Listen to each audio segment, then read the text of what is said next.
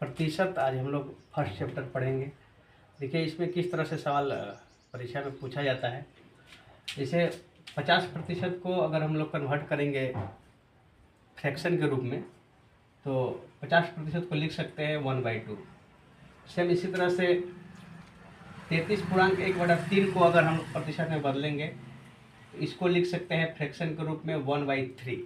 ये सब चीज़ें जो है परीक्षा में जो भी क्वेश्चन आता है हार्ड टाइप का उसको सॉल्व करने में बहुत कम समय लेता है। ये सब अगर याद रहेगा आप लोगों को बहुत आसानी से सॉल्व हो जाता है। ये 33.1/3 का प्रतिशत का मतलब को लिख भी सकते हैं 33.33%। अगर परीक्षा में यही क्वेश्चन पूछ दे कि 1/3 का 33.33% क्या होगा, बड़ा मुश्किल हो जाता है हल करना। लेकिन अगर याद रहेगा यानी कि 33% का मतलब होता है कि 1/3, तो 3 का 1/3 करेंगे आंसर हो जाएगा 1, तुरंत निकल जाता है। ये सब चीज़ें थोड़ा सा ध्यान रखने के लिए है कि जब भी फ्रैक्शन के रूप में या फिर भिन्न के रूप में लिखना हो, इस तरह का अगर कॉम्प्लिकेट प्रतिशत दिया हो, ये थोड़ा सा याद कर सकते हैं या फिर आप लोग इस तरह से निकाल भी सकते हैं। सेम इसी तरह से 25% ये ईजी है, 1/4 लिख सकते हैं 25/100 करके। 20% को 20/100 करके 1/5 लिख सकते हैं। 16.2/3 इसको भी 100 से भाग करके 1/6 लिख सकते हैं। अगर याद कर लेते हैं इसको तो और आसानी होगा। या फिर 16.2/3% को हम लोग ये कर सकते हैं 16 और 2 में 3 से भाग देंगे तो 0.67 आता है, वही हो गया 16.67।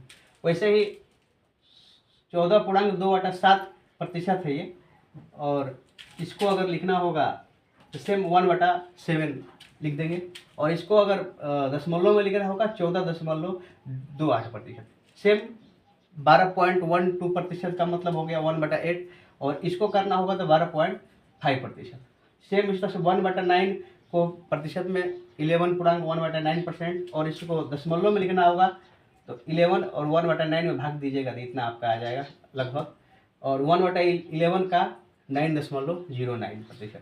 ये हम इसलिए बताए हैं ताकि जो आगे सवाल आप सोल्व करेंगे उसमें इसकी बहुत ज़्यादा ज़रूरत है। और ये प्रतिशत एक ऐसा चैप्टर है जिसका प्रयोग हर जगह होगा, प्रॉफिट एंड लॉस में भी होगा, ब्याज, चक्रवृद्धि ब्याज, तमाम तरह के सवाल में जहाँ पे परसेंटेज का यूज करेगा इस चीज़ का आप लोग यूज कर सकते हैं। और हम लोग जो सवाल बनाते थे एक्स मान करके कोई संख्या, उसको आप अभी फिलहाल कंपटीशन की दुनिया इतनी फास्ट हो गई है कि उसको आप अभी भूल जाइए।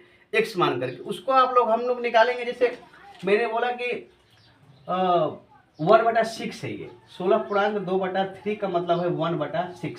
1/6 का मतलब हुआ कि 6 आपका ओरिजिनल संख्या है, वास्तविक संख्या 6 है, और 1 जो है ये जो आपका रिजल्ट देता है परसेंटेज 1, माने 6 में 1 हिस्सा। अगर ये कहता है कि वास्तविक संख्या का 1 बढ़ाया जाए तो 6 वास्तविक संख्या आपका हो जाएगा, और 1 इसमें बढ़ा देंगे तो 7 हमारा संख्या हो जाएगा बाद में जो बनेगा। पर घटाने के लिए कहे कि वास्तविक संख्या में से 1 घटा दिया जाए तो 6 में से 1 को हम लोग कम कर देंगे तो वो हो जाएगा आपका 5 संख्या जो बाद में वो संख्या बना। सेम इसी तरह से सवाल अगर इस तरह का पूछ दे, कभी कभी ऐसा पूछता है कि 14.28 का मतलब होता है 1.7। क्या हम इसको ऐसे लिख सकते हैं? इसको और कन्वर्ट करना होगा। अगर इसको 2/7 लिखना होगा, इसको हम लोग लिख सकते हैं 28.56%। गुणा कर दिए, इसमें 2 से गुणा करिए 2/7 हो जाएगा, और इसमें गुणा कीजिएगा तो ये 28.56, मतलब कि 28.56% का मतलब हो गया 2/7। अगर इसमें 3 से गुणा कीजिएगा, इसमें भी गुणा कर दीजिए 3 से, 72.84 हो जाएगा। सेम अगर इस तरह से 1/8 है, 3/8 का निकालना होगा तो 12.5 होता है 1/8 का, और 3/8 का तो 3 आगे हो जाएगा आपका, यहाँ पर 3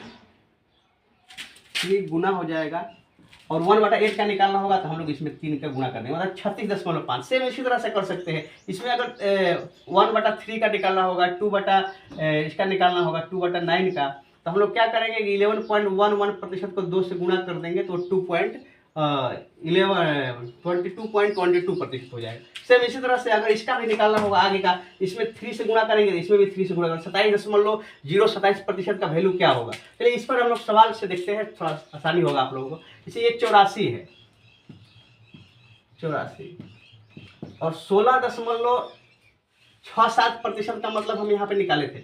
16.67% का मतलब होता है 1/6। तो 1/6 और 14.2/7। देखिए 14.2/7% का मतलब होता है 14.28 और इसका फ्रैक्शन में 1/7 और इसको कटा दीजिए 42 दूना 84। आंसर क्या हो गया आपका?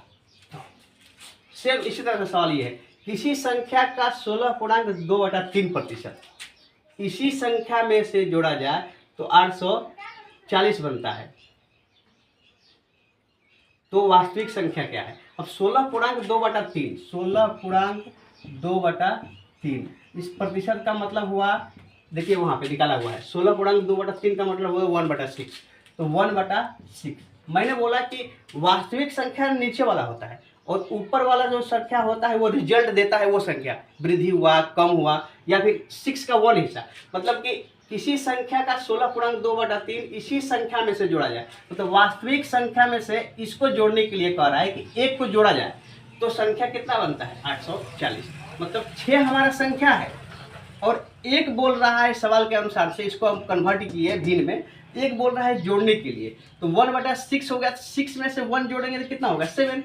मतलब 7 जो हुआ बाद में संख्या जो जोड़ने के बाद में बना, तो 7 का वैल्यू कितना हो गया? 840। 7 यूनिट एक तरफ से कह सकते हैं, इकाई। 7 यूनिट का वैल्यू हो गया 840। तो हमको पूछ रहा है कि वास्तविक संख्या क्या है, तो वास्तविक संख्या क्या है हमारा? 6। सेम इसी तरह से, तो 7 का वैल्यू 884, तो वास्तविक संख्या 6, 6 का वैल्यू कितना हो जाएगा? 720। बहुत तरह का सवाल आता है जिसमें इससे मेन यही फोकस करना है। जैसे इसमें दे देता आपको ये था 14.2/17। 14.2/17 का मतलब होता है 1/7।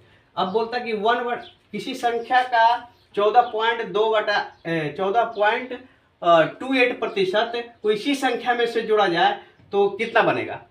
तो इसको हम लोग यही कहेंगे कि +1 जोड़ देंगे, ये आपका ओरिजिनल संख्या है और ये हो जाएगा, बाद में जो संख्या बना वो 8 हो जाएगा। और अगर घटाने के लिए वो कहेगा इसमें से घटा देंगे तो 6 बनेगा। सेम वही है, अगर बढ़ाने के लिए कहेगा तो एक ऊपर वाला संख्या जो बढ़ता है, नीचे वाला संख्या जो है मूल होता है और इसमें घटाने और बढ़ाने की जो भी बात आएगी ऊपर वाला संख्या है, ये आपका ओरिजिनल संख्या है। तो ये ऊपर वाला बढ़ा तो उतना बढ़ने के बाद में ये संख्या बना था। ये जो 1/6 है ये मूल संख्या आपका है और ऊपर वाला जो संख्या हमारा होता है ये रिजल्ट संख्या, उसका इतना हिस्सा। अब इतना हिस्सा बोल रहा है कि जोड़ने पर 840 बनता है, तो 6 मूल था और एक आपका इसमें से जोड़ना है, मतलब 7 हो गया। 7 का वैल्यू जो जोड़ने के बाद आ रहा है 840, तो मूल संख्या हमारा 6 है, 7 का 840 है, तो 6 का कितना हो जाएगा? 6 का कराइएगा तो 720। ऐसे ही सवाल देखते हैं आगे और कोशिश करेंगे वीडियो बनाने का। इस आगे के लिए धन्यवाद।